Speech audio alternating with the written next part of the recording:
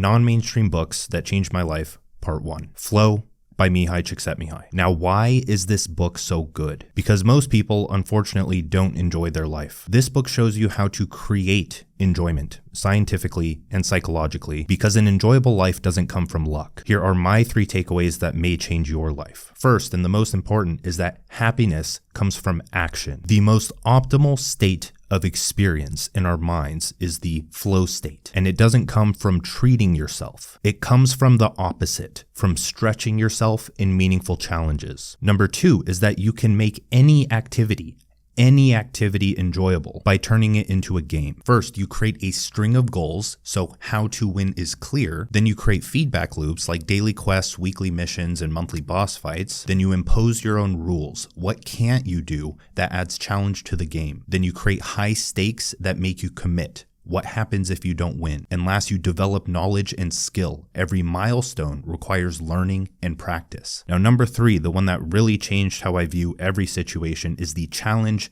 and skill ratio. You're bored in life because you don't have a challenge that interests you, so you always are thinking about how you can entertain yourself. You're anxious in life because the challenge is too high, and you haven't broken that down into a goal that stretches you just enough to make it fun. In other words, if you want to live an enjoyable life, you have to continuously pursue higher challenges, or else you stagnate and get stuck in a loop of boredom and anxiety. Because the higher level you are in a game, the more opportunities are available to you and the more fun things you can do. It's counterintuitive, but difficulty is the path to comfort, and comfort is the path to stagnation, and stagnation is death.